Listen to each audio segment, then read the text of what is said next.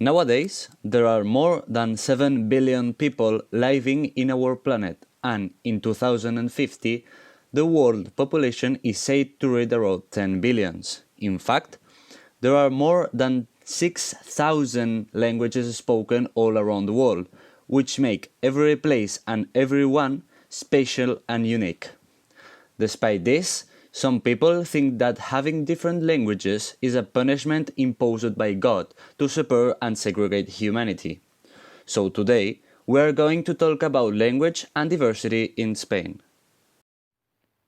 But before we start, a little bit of history. The Bible and the Catholic religion said that languages were created by God to punish all the humans who tried, through the Babel Tower, to reach the sky.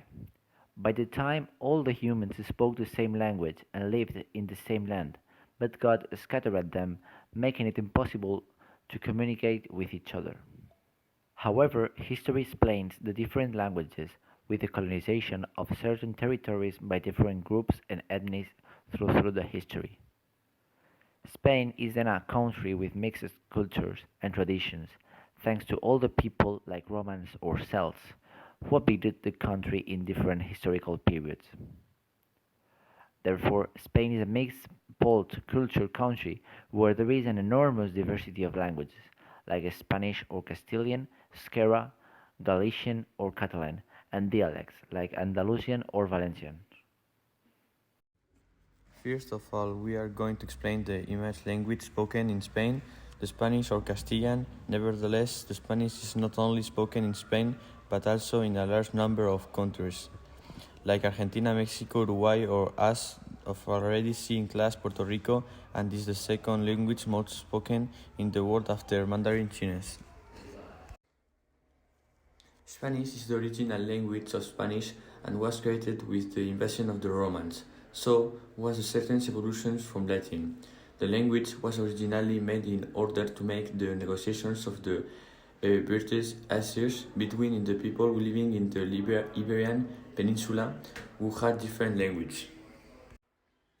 During the Roman Empire, the Latin language was the official language of the peninsula, called Hispania, but it's mixed with the local language of inhabitants including Celts and Iberians, and began to take its own unique flavor.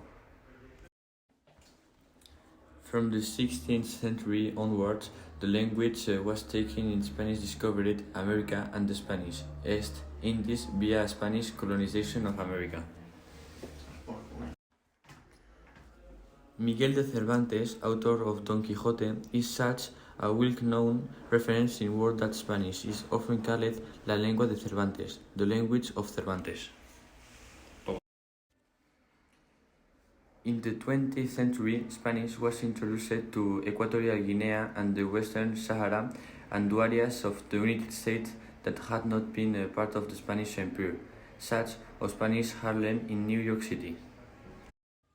Moreover, since the Second World War, the dictator Francisco Franco declared Castilian Spanish Spain's only official language, prohibiting the use of the other regional language in many areas. As we might imagine, the caused turmoil in regions which identified more strongly with their regional heritage and local language than with growing Spanish nationalist fervor. The regime referred to this other language as dialects of Spanish in a derogatory way. At the present time, in Spain, almost of the people know and speak the language fluently, and the whole world more than the language count with more than 500 millions of speakers in 79, such as Colombia, Venezuela, United States, or Mexico. We are also going to talk about Catalan, one of the most controversial and polemic languages in Spain's story. As well as the Castilian, Catalan is derived from what is known as the Vulgar Latin. It is the co-official language in three autonomous communities: Catalonia, Valencian Community, and Balearic Islands. In the Low Middle Ages, Catalan went through a golden age, reaching a peak of maturity and cultural richness. Examples include the work of Mallorcan polymath Ramon Llull between 1232 and 1315, the four Greek chronicles between 13th and 14th centuries, and the Valencian school of poetry culminating in Ausiàs March between 1397 and 1459. Catalan was widely used as an official language in Sicily until the 15th century and in Sardinia until the 17th century. During this period, the language was what Costa Carreras termed one of the great languages of medieval Europe. With the union of the crowns of Castile and Aragon in 1479, the use of Spanish gradually became more prestigious and marked the start of the decline of Catalan. Starting in the 16th century, Catalan literature came under the influence of Spanish, and the urban and literary classes became bilingual. The decline of Catalan continued in the 16th and 17th centuries. The defeat of the pro-Habsburg coalition in the War of Spain's succession in 1714 initiated a series of laws which, among other centralizing measures, imposed the use of Spanish in legal documentation all over Spain. Despite orthographic standardization in 1913 and the official status of the language during the Franco's dictatorship, the language was banned, so the use of Catalan in schools and in the public administration between 1939 and 1975 was prohibited. Franco's desire for a homogeneous Spanish population resonated with some Catalonians in favor of his regime. Primarily, members of the upper class who began to reject the use of Catalan. In addition to the loss of prestige for Catalan and the prohibition of its use in schools, migration during the 15th into Catalonia from other parts of Spain also contributed to the diminution of the language. Despite all these hardships, Catalan continued to be used privately within households and was able to survive after the end of Franco's dictatorship. Nowadays, there are still conflicts between both languages. For example, I think 2 days ago, a friend of my mom told her that there's a problem right here in Catalonia because their universities are only in Catalan, and that's really bad because we are not prepared, and that's bad because people of all over the world or all over Spain come right here and don't understand. So my mom starts stressing, so she called some people that are in the university, and these people, I don't know, in all the universities of Catalonia and in Barcelona, but in these universities, for example, they told her that you have the option when you enter to choose between Catalan or Castilian. For example, if you start in Catalan, you start at 9 o'clock, or and Castilian at 10 o'clock, something like that. I'm not sure, but something like that. And you have the option, and you can change. You can start with Catalan and change to Castilian, or start with Castilian and change to Catalan. There's no problem.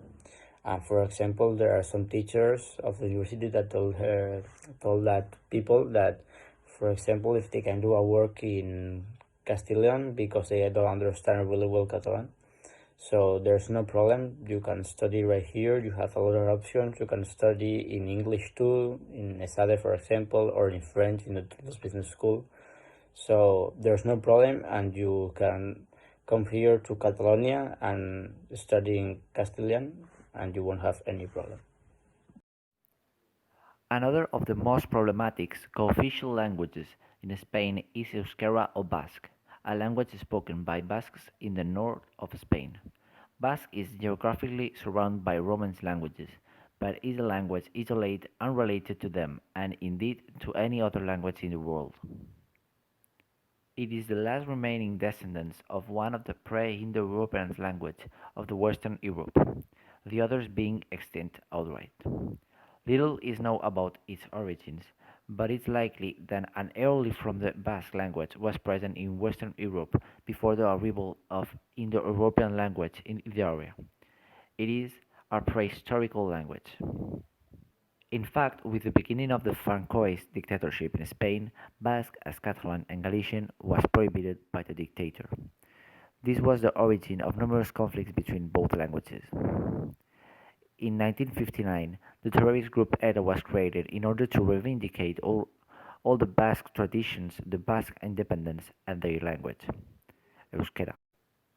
The group was founded in 1959 and later evolved from a group promoting traditional Basque culture to a paramilitary group engaged in a violent campaign of bombing, assassination, and kidnappings in the southern Basque Country and through Spanish territory. Its goal was gaining independence for the Basque Country.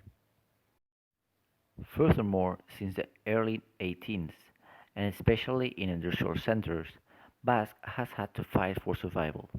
Intense efforts have been made to introduce Basque as a vehicle of private primary education. Nowadays, if it is considered as an official language in Spain constitution and both languages cohabitate in the north of Spain, there are still tensions between both sides. On one hand, we have the ones who still want linguistic and cultural independence.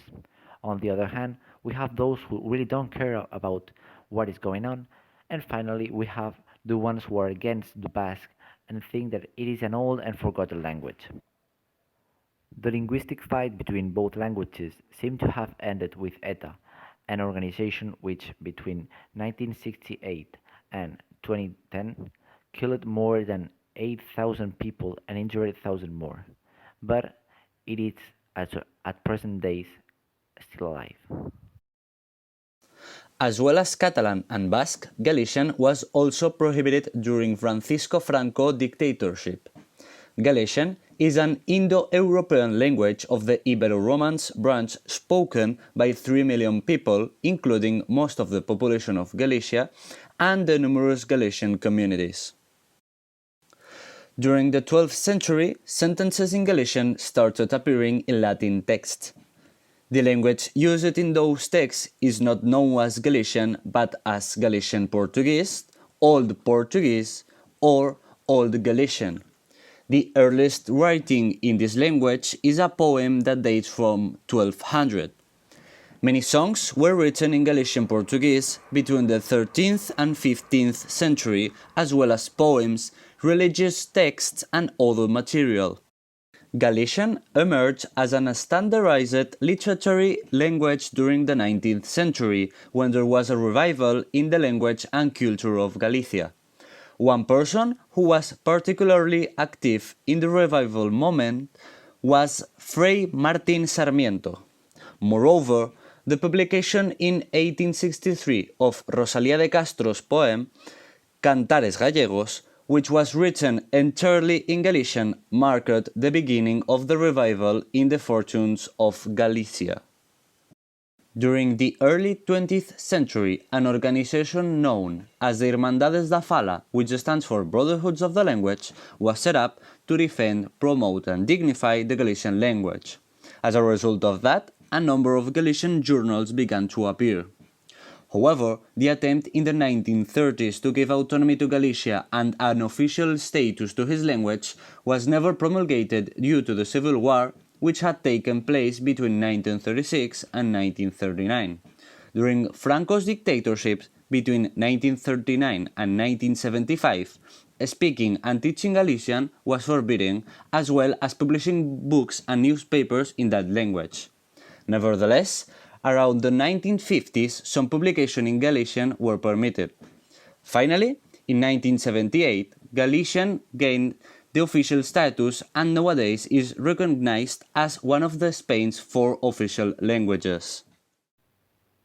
To sum up, in Spain there is a lot of diversity in languages. We have just seen that there are a lot of languages in Spain, like Catalan, Basque, Castilian, or Galician, but they are not a way of inclusion and diversity, but they are more a source of conflicts and tension between the population and between all the people who speaks these languages and all the people who don't speak these languages. Here in Spain, we have just seen that recently there were conflicts in Catalonia about independence and language and education, as Neil just explained before. So here it is now a way to include people or to show the diversity to all the world, but it seems the opposite. A way of making conflicts and language making difference between the populations.